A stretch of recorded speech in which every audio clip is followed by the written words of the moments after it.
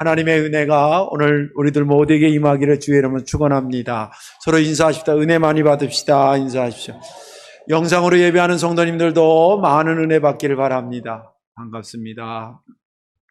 말씀의 제목 한번 따라하십시다. 하나님은 심지가 견고한 자를 좋아하십니다. 아멘. 하나님은 심지가 견고한 자를 좋아하십니다. 이런 믿음에 새겨놓기를 바랍니다. 학교 동기 목사들이 여러 명이 있어서 각 분야에 다양하게 이렇게 목회를 하고 있습니다. 그 중에 한 친구를 여러분들께 소개하려고 합니다. 이 친구는 농촌 목회에 그렇게 관심이 많았어요. 그래서 강원도 홍천에 교회를 다니면서 지금 그럭저럭 한 30년 이상 꾸준히 이렇게 농촌 목회를 감당합니다. 그냥 단순히 이 친구는 농촌에 가서 사는 것, 그것도 물론 대단하지만 그것으로 끝나지 않고 실제 교회에서 논을 임대받아 가지고요, 교인들하고 같이 농사도 져요. 그래서 이렇게 보면 목사라고 안 하면 그냥 시골에서 농사 짓는 아저씨 같아요. 근데 이 친구가 이제 그렇게 하게 된 것은 농촌 목회를 위해서 가기도 했지만 농촌 현실이 경제적으로 굉장히 어렵잖아요. 그래서 어떻게 고민하다가 거기 이제 주로 쌀을 많이 한다니까 그 농촌의 생산물을 도시의 교회들과 직거래 같은 교량 역할을 해야 되겠다. 그래서 선교회를 하나 조직했는데 선교회 이름이 감리교 농촌, 도시, 농도 생협 선교회를 조직을 했습니다. 물론 혼자 하는 건 아니고 여러 목사님들과 또 다른 시골 교회들이 협력해서 그 일을 하는데, 그 친구가 이제 얼마 전에 문자가 왔습니다.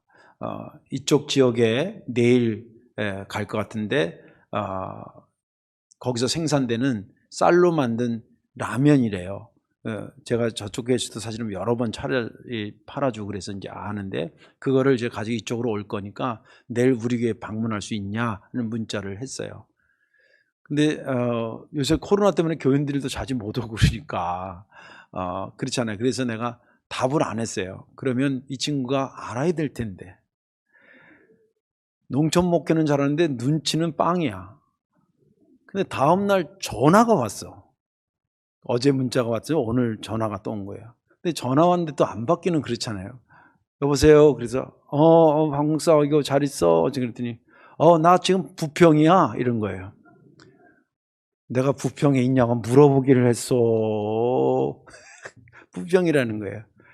근데 또 제가 착해요. 그래서 오지 마 이렇게 말을 못해. 사실은 좀 이렇게 건너뛰고 여기도 우리가 하는 게 많잖아요. 그래서 그냥 넘어뜨리려고 그랬는데 또 그런 거예요. 참고로 벌써 이 머리가 빠른 사람은 목사님이 쌀라면 사 먹으라 그러나 보다. 다 팔렸어요. 걱정하지 마시고 다 소진됐으니까 편하게 설교 들으시라고. 벌써 한 2-3명의 인상이 좀 끓여지는 것 같은데 그러지 마시고. 그게 이제 전화가 왔어요. 그래서 오라고. 그래서 이제 왔더라고요. 그래서 10박스를 해가지고 이제 우리 지역장님들 수고하시고 또 어려운 분들 이게 있어서 이제 그분들한테 이렇게 다 그냥 무료로 선물로 드렸는데, 아무튼 그러면서 얘기를 하는데 아까도 말한 것처럼 농촌 아저씨예요. 얼굴도 검티티하고 이 옷도 작업복을 입고 오고 그랬어요. 그래서 내가 야 고생 많지 그랬더니 그 친구 하는 말이 자기한테 그렇게 안부 인사를 묻는 사람들이 많대요. 너 시골에서 목회하느라고 그것도 한두 해도 아니고 30년 동안 그렇게 하는데 이게 헐렁헐렁 하는 게 아니에요. 진짜 농촌을 살려고 몸부림치는 목회자예요. 그걸 제가 알아요. 그렇게 하는데 사실 자기는 힘은 들어도 정말 기쁜 마음으로 한다는 거예요. 너무 감사하다는 거예요. 근데 사실 말이 그렇지, 서울에서 대도시에서 낳고 자라고 거기서 대학까지 다 공부하고 그리고 나서 강원도 홍천에 가서 산다는 게 쉽습니까? 당장 화장실부터 시작해서 난방부터 시작해서 여러 가지 문화 혜택이 없는데 그래도 그렇게 하나님이 내게 주신 사명이다 생각하고 그 자리를 지키면서 그 믿음의 심지를 견고하게 내리는 그런 친구를 보면 사실 친구지만 때로는 참 존경스럽기도 하고, 그런 아름다운 친구랑 지난주에 잠깐 만남을 가졌습니다. 하나님은 어떤 사람을 좋아하실까요? 심지가 견고한 사람일까요? 아닐까요? 아무리 생각해봐도 오늘 본문도 그렇지만 하나님은 믿음의 심지가 견고한 사람을 좋아하시는 것 같아요. 하나님이 좋아하시는 거 자꾸 따라하세요. 그러면 하나님의 복된 자가 될 줄로 믿습니다.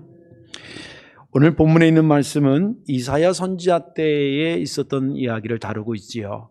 이사야 선지자 때, 이사야 그러면 우리가 참 유명한 선지자고, 그리고 대선지자라고 이렇게 신학적으로는 분류를 하죠. 이 유명하다, 대선지자 이랬을 때에는 여러분들 참고로 알아야 될 것이, 그가 그렇게 유명한 것은 상대적으로 그만큼 이스라엘 백성들이 타락하던 때라고 이해하시면 돼요. 그러니까 그럴 때에 이제 선지자 사역을 했고, 이분은 남유다에서 선지자 사역을 했습니다. 그때 또 어떤 일이 벌어지냐면, 북이스라엘이 하나님의 말씀을 지키지 않아가지고 아수르 몇 번 경고를 하다가 듣지 않으니까 하나님께서 아수르를 들어서 그들을 치게 합니다. 그래서 아수르한테 이스라엘이 망해요. 북이스라엘이. 근데 남유다랑 북이스라엘이 뭐 멀리 떨어진 게 아니라 그냥 조금만 가면, 우리로 말하는 차로 하면 1시간도 안 가면 그쪽이 북이고 이쪽이 남이에요. 그런 지척이 그게 망하는 거예요. 이런 상황 속에서 하나님께서 이사야를 통해서 주신 메시지가 1장에서부터 마지막 장까지 큰 메시지라면 크게 두 가지예요. 하나는 너희들 잘 보라는 거예요. 북이스라엘이 왜 망했는지를 잘 보라는 거예요. 뭐 하다가 망했는지를 보라는 거예요. 그리고 너희들은 망하는 자가 되지 말라는 거예요. 그 메시지 하나하고, 또 한 가지는 뭐냐면, 아수르는 당시에 엄청난 강대국이거든요. 그래서 이 나라가 쳐들어오면 우리가 어떻게 하지? 라고 하는 두려움 속에 있는 이스라엘 남유다 백성들한테 두려워하지 마라. 너희가 하나님만 잘 믿으면 내가 그들을 다 막아주고 오히려 소멸시켜 줄 테니까 걱정하지 마라. 두려워하지 마라. 이런 희망의 메시지, 두 가지 메시지가 주류를 이루고 있습니다. 그 중에 오늘 본문은 후자의 맥락에서 생겨진 말씀이라고 이해하시면 이해가 쉽게 되겠습니다. 하나님께서 막아주신다라고 하는 차원에서 말씀을 보라는 거죠. 여기 이렇게 기록이 되어 있습니다. 그날은 메시아가 오는 날이라고 할 수도 있고, 하나님께서 너희들을 도우시는 날이라고 볼 수도 있고, 믿음이 평가받는 날이라고 볼 수도 있고, 여러 가지 의미로 해석하는데, 아무튼 그날에 유대 땅에서, 예루살렘 이 땅에서 이런 노래를 부르게 될 것이다. 어떤 노래를 부르게 되냐면, 우리 성은 견고하다. 이것은 벽돌을 튼튼한 거로 세우고 돌을 튼튼한 거 세워서 견고한 것이 아니라, 하나님께서 외벽도 되시고 성벽도 되심으로, 그분이 우리를 지키심으로 우리에게 구원을 주시기 때문에 우리 성은 견고하다라고 찬양하는 날이 올 것이라는 거예요. 그때에 너희들은 성문을 활짝 열고 그 믿음을 가지고 살았던 많은 민족들을 들어오게 해라. 나 여호와는 심지가 견고한 자를 평강의 평강으로 덧입힐 것이다. 왜냐하면 그들이 나 여호와를 신뢰했기 때문이다. 그러니 너희들도 여호와를 신뢰하라. 그분은 영원한 반석이 되시기 때문이다. 그분은 자기 잘나서 높은 성을 쌓은 그들을 다 소멸시켜서 거기에 깔리게 할 것이고, 그 위를 그동안 핍박당하고 끝까지 믿음을 지키면서도 울면서 믿음을 지킨 그들이 밟고 지나가게 하는 은혜를 허락하실 것이다. 그 심지가 견고한 자의 길은 주께서 다듬어 주셔서 평탄케 하시고 승리케 하시고 그 길을 곧게 해 주실 것이다. 여기까지가 본문의 말씀입니다. 물론 내용은 그 뒤로도 더 이어지고, 근데 시간 관계상 이렇게 했고 설교도 뒷부분을 좀 더 언급할 것입니다. 아무튼 이것이 본문의 말씀입니다. 저는 지난 주간에 이 본문을 보면서 특별히 3절이 은혜가 됐습니다. 주께서 심지가 견고한 자를 평강하도록 지키시리니 이는 그가 주를 신뢰함이니라. 이 말씀을 보면서 그렇구나, 하나님은 믿음의 심지가 견고한 자를 좋아하시는구나. 좋아하시는구나. 요즘 저뿐만이 아니라 교회 목사님들마다 성도들의 믿음이 흔들릴까 봐 얼마나 노심초사하는지 모릅니다. 장로님들도 만나보면 목사님 목회 요새 힘드시죠? 아유, 저희 교회도 정말 비상이에요. 이런 때를 살고 있습니다. 아무쪼록 오늘 말씀에 은혜 받으시고 아무리 코로나라는 큰 태풍이 불고 와도 믿음의 심지를 더 견고케 하는 그런 역사가 있기를 주님의 이름으로 축원합니다. 믿음의 심지가 견고하다라고 하는 것은 그럼 뭘 의미하는 것일까? 그 첫째는 상황과 시간을 잘 견디고 잘 기다린다는 의미입니다. 다시 말씀드릴게요. 믿음의 심지가 견고하다는 게 뭘 의미하냐면 상황과 시간을 잘 견디고 잘 기다린다라고 하는 것을 의미한다는 거예요. 3절과 7절을 보면 이렇게 기록되어 있습니다. 주께서 심지가 견고한 자를 평강하도록 지키시리니 이는 그가 주를 신뢰함이니라. 7절에 의인의 길은 정직함이요 정직하신 주께서 의인의 첩경을 평탄하게 하시는도다. 이 3절과 7절은 어떤 말씀이냐면 믿음의 심지를 견고케 하는 자에게 하나님께서 이런 축복을 주신다, 그 뜻이에요. 근데 그 축복에 공통점이 있어요. 3절에서는 평강의 평강을 두 번 얘기하고 있고, 그래서 영어 성경은 완전한 평강이다 그렇게 표현도 하더라고요. 평강의 평강을 주시고 7절에서는 평탄하게 하신다. 그러니까 이 평강은 마음의 상태를 요동치지 않게 잘 편안하게 해준다 그럴 때에 평강이라는 말을 쓰고, 그 다음에 인생의 길을 혹은 어디를 가야 되는 길로 말한다 그러면 막 길이 꾸불꾸불하거나 위아래로 하거나 막 거칠거나 막 이런 게 아니라 그것을 곱게 하고 평탄하게 해서 그런 것으로 인생을 길로 표현할 때에 그 심지가 견고한 사람을 평탄케 한다. 다시 말해서 평강과 평탄은 같은 말을 하고 있다는 것입니다. 그런데 여기서 하나 생각할 것이 있습니다. 왜 하나님께서 믿음의 심지를 견고케 한 사람들을 축복하실 때에 하나님이 주실 수 있는 복이 얼마나 많아요. 예를 들자면 건강의 복도 주실 수 있고, 물질의 복도 줄 수 있고, 뭐 식구들의 가족의 복도 줄 수 있고, 뭐 직장 여러 가지 축복이 많은데 그런 축복을 언급하지 않고 여기서는 평강의 평강으로 평탄의 평탄으로 왜 그렇게 말씀하셨을까? 왜 편안한 것으로 말씀하고 있었을까를 생각해 보자는 것. 이렇게 3번, 4번 언급한 걸 보면, 평강을요, 언급한 거 보면, 이거 반드시 주시겠다라고 하는 얘기 아니겠어요? 그러면, 심지가 견고하게 산 사람은 반드시 그런 평강의 복을 받아야 되느냐라는 질문에 그래야 된다는 겁니다. 네.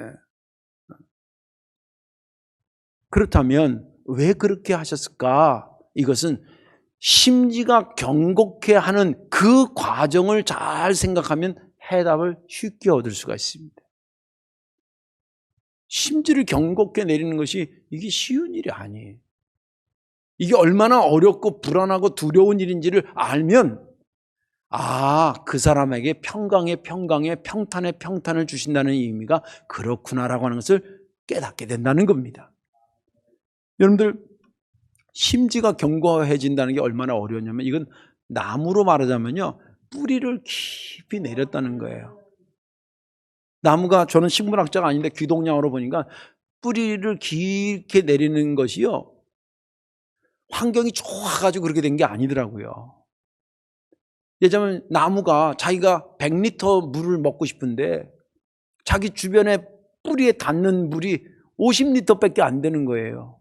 그 이파리가 막 난리가 난 거예요. 나 물 좀 빨리 올려달라고 그러는데 여기 물이 없지. 그러니까 마치 모성애처럼 젖 찾는 아이한테 젖을 먹이는 어머니처럼 큰 물을 찾아가지고 뿌리가 막 물을 찾아 내려가는 거예요. 그런 겁니다. 그러니 얼마나 살기 위해서 몸부림치는 겁니까? 그죠? 또 두 번째는 세찬 바람이 불어가지고 막 나무가 흔들흔들하다 이거 뽑히게 생기게 된 거예요. 그건 안 뽑히려고 막 용을 쓰면서 뿌리가 점점 깊어진다는 거예요. 우리가 나무 얘기라 그래서 남의 얘기로 들으면 안 돼요. 당한 사람 입장에서 본다면 이게 생사가 왔다 갔다 한다니까요. 그렇게 해서 버틴 것의 결과가 심지가 경광으로 나타난 거예요. 여러분, 예수님 이 당시에 오늘 본문이 기록될 당시에 심지가 견고한 사람이 어떻게 견디었는지를 한번 설명해 드릴게요. 군사적으로 정치적으로 어떤 일이 벌어졌냐면 아까도 초반에 얘기했지만 아수르가 쳐들어와서 북쪽으로 아주 박살을 냈어요. 그 단순히 그냥 다 죽인 게 아니라 거기 있는 피를 아주 말살시킨다고 강제로 국제 결혼을 막 시켜요. 이스라엘 사람들, 우리나라도 좀 그런 게 강한데 혈통에 대한 어떤 집착이 굉장히 강하거든요. 특히 이스라엘 백성들은요. 근데 그냥 거기다 그냥 피를 막 섞어버렸어요. 그래가지고 나온 작품이 사마리아 사람이에요. 얼마나 본 이스라엘 남유다 사람들한테 홀대당해가지고 이 사건이 벌어지고 700년 뒤에 예수님이 왔는데 예수님이 왔을 때 기록을 보면 이 사마리아 사람들 개처럼 취급했다 그랬어요. 유대인들이. 그게 얼마나 큰 일을 겪은 겁니까?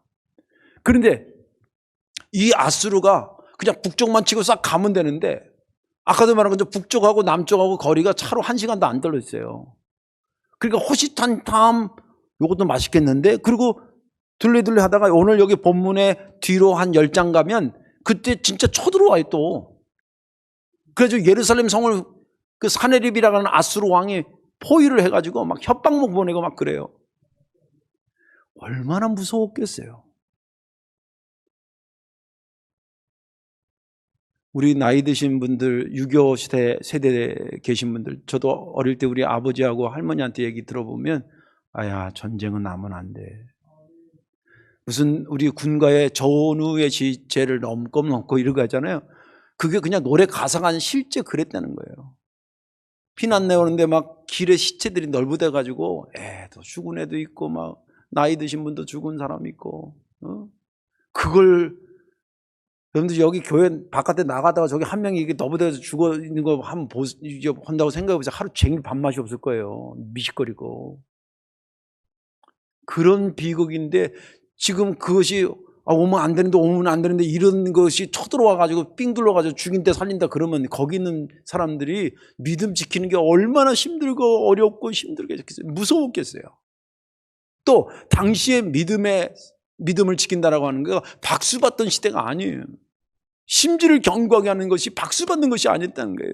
이사야서 앞에 1장 읽진 않았습니다. 1장에 가면 이런 말 여러분 잘 들으신 말씀이에요. 자주 기억나는 여호와께서 말씀하실 때 오라 우리가 서로 변론하자. 너희 죄가 주홍 같을지라도 눈과 같이 희어질 것이요 진홍같이 붉을지라도 양털같이 희게 되리라. 이 말씀 많이 알으셨죠? 들으셨죠? 이게 이사야 때에 나온 맥이에요. 그걸 역으로 생각해보세요. 죄가 만연돼 있고 그것이 일반화돼 있고 반대로 거기서 믿음 지켜야 된다고 그런 사람은 이런 시대를 내부적으로는 사람들의 손가락질 받지요. 외부적으로는 다른 나라가 쳐들어가서 죽인다 살린다 그러죠.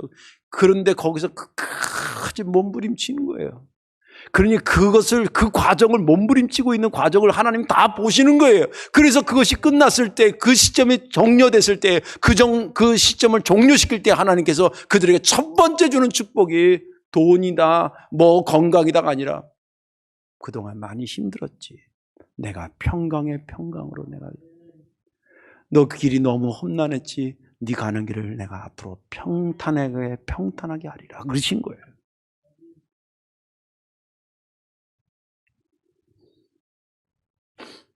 계시록에도 보면 두 번 말씀이 7장이다. 요한계시록 7장에도 그리고 21장이 나오는데 거기에 무슨 말이냐? 성도들의 눈에서 눈물을 닦아주신다는 말씀이 있어요. 만나서 감격해가지고 주님 눈물 닦아주는 게 아니라 여기까지 오는 동안에 힘들었을 걸 주님이 다 알고 보신 거예요. 거기에 도착한 자에게 그 마지막 때에 도착한 자들에게 가장 큰 위로는 눈물을 닦아주는 다시는 네 눈에서 눈물이 나지 않을 것이다. 할렐루야. 그 복을 주시는 거예요. 이것은 평강에 평강을 주신다는 말이요, 평탄에 평탄을 준다는 뜻과 일맥상통하는 것입니다. 자, 그렇다면 우리가 이런 생각을 한 번 더 하셔야 됩니다. 이 시대를 살고 가는, 요즘같이 이렇게 힘든 때를 살고 가는 우리들이 어떻게 해야 믿음의 심지를 견고히 내려서 상황도 잘 견디고 시간도 잘 기다릴 수 있는 것일까? 성경은 그걸 뭐라고 답하고 있는가? 오늘 본문에 보니까 주를 신뢰했다라고 기록하고 있습니다. 여러분들 상황을 잘 이기고 시간을 잘 기다리려면 여러분들의 인력으로는 안 돼요. 여러분들 성품이 나쁘다는 게 아니라 여러분들 성품 가지고 안 돼요. 기질이 나쁘다는 게 아니라 기질로는 안 돼요. 하나님을 신뢰할 때 가능하다는 거예요. 오늘 3절에 보니까 주께서 심지가 견고한 자를 평강하고 평강하도록 지키시니 이는 그가 주를 신뢰함이니이다. 그렇지. 이게 언제 끝날지도 모르고 저들이 쳐들어오면 우리가 어떻게 할지 모르고 이런 상황에서 신앙을 갖고 있는 것이 손가락질 당하는 그런 상황에서 그들이 유일하게 붙잡고 있었던 게 뭐겠어요? 주님을 신뢰하는 것입니다. 아무리 저것들이 저렇게 와도 우리 하나님의 능력을 넘어서진 못해. 이게 실제 아까도 말한 사내립이 쳐들어왔다 그랬잖아요.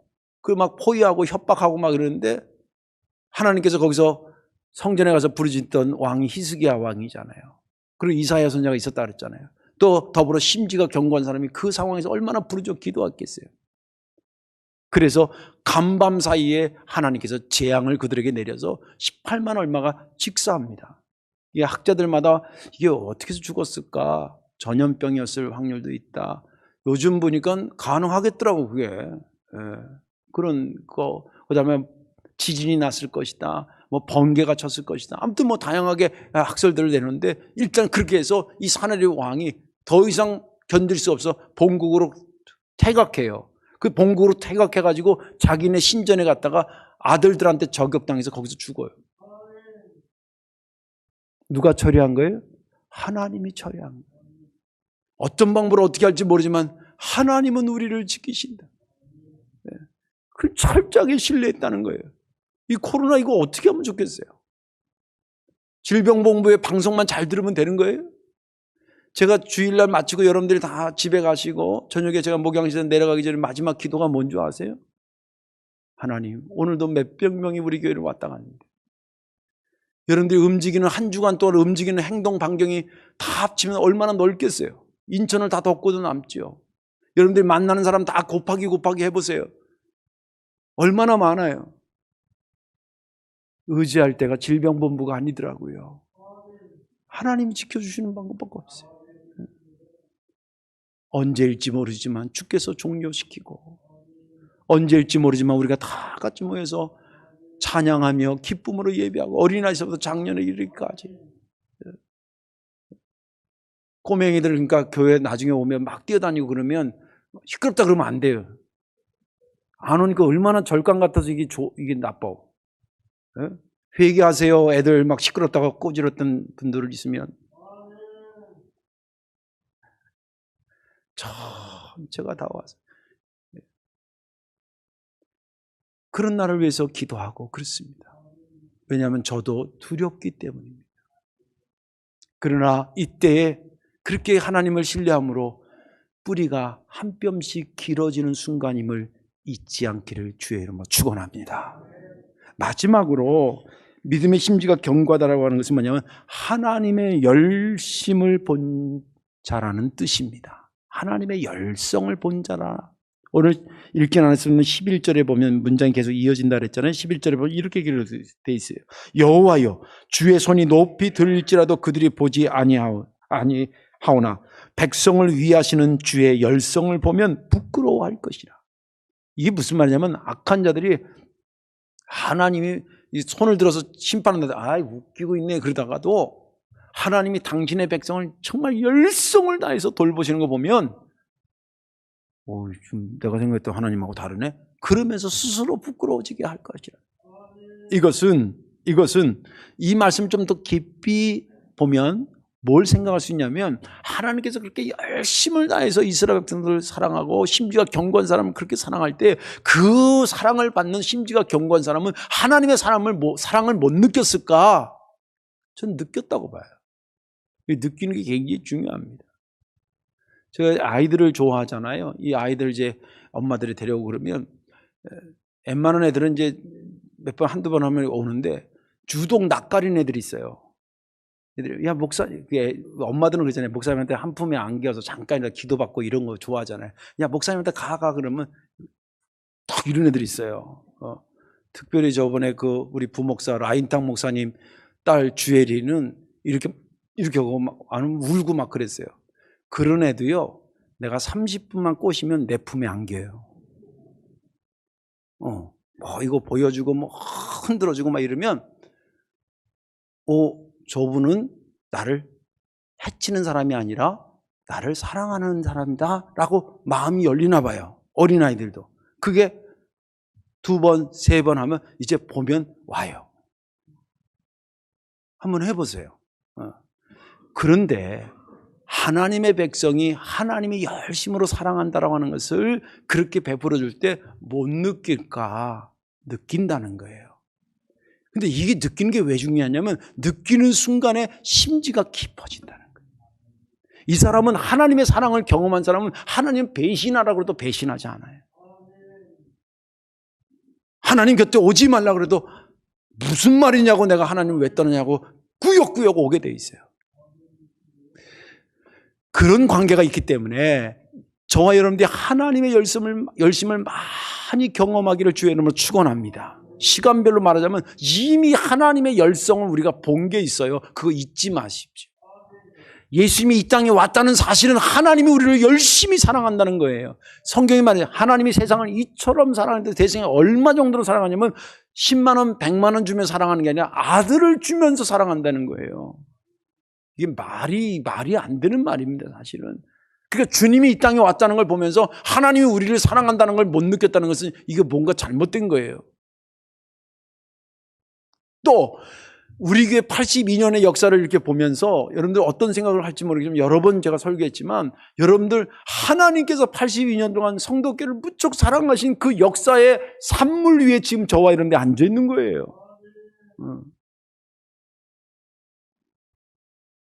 이런 것들을 보면서, 교회 역사를 보면서 하나님이 우리를 얼마나 사랑하는지를 깨달아야 된다.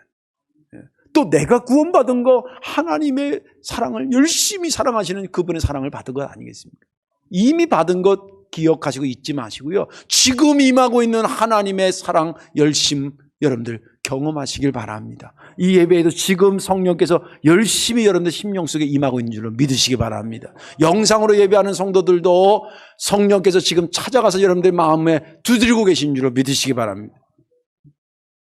제가 저번에 언제 설교하다가 한번 이런 적이 있었대요. 나 기억이 잘 안 나는데, 그 예배 드릴 때 커피 타다 놓고 이렇게 뭐 대충 다리 뻗고 그리고 그런 거 먹으러 다니면서 예배 드리고 그러면 안 돼요. 그랬는데 어떤 집사님이 나중에 우리 집사람한테 간증하기를, 자기가 앉아있다가 갑자기 목이 말라가지고 물 떠러 가려고 하는데 그 얘기가 딱 들렸대. 그냥 무섭습니다. 그래서 얼른 다시 앉았다는 거예요. 아니, 그분이 말하니까 알지 내가 어떻게 알겠어요. 성령께서 지금 그것이나 이것이나 동일하게 지금 쏟아부으시는 줄로 믿으시기 바랍니다. 또 앞으로 우리에게 쏟아부으실 하나님의 열심을 한번 상상해 보십시오. 우리가 더 부흥되게 될 줄로 믿고, 아까도 32개 늘었다는데 앞으로 언젠가는 100교회도 더 올 수 있는 그런 교회로 하나님께서 성장할 것을 한번 생각해 보세요. 너무 마음이 흐뭇하지 않아요? 하나님의 열심이 그것을 만들 것입니다. 주님이 이 땅에 다시 오실 것입니다. 이런 모든 것들을 아울러 보면 이미 받은 하나님의 열심, 지금 받고 있는 하나님의 열심, 또 앞으로 받을 하나님의 열심을 생각하면 생각할수록 내 믿음의 뿌리가 점점점 깊어져서 어떤 풍파가 와도 흔들리지 않는다는, 그런 저와 여러분들 되시기를 주의 이름으로 축원합니다. 이 말씀을 정리합니다. 찬바람이 불고 온도가 기온이 내려가면 누구든지 두툼한 옷이 필요하다고 옷장을 열어 두툼한 옷을 꺼내 입게 됩니다.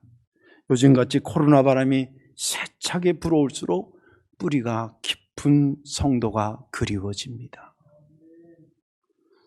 올해 주께서 우리에게 주신 목표도 그런 차원에서 보면 말씀으로 믿음의 저력을 키우라는 것은 뿌리를 견고히 내리고 심지가 견고한 자가 되라는 것 아니겠습니까?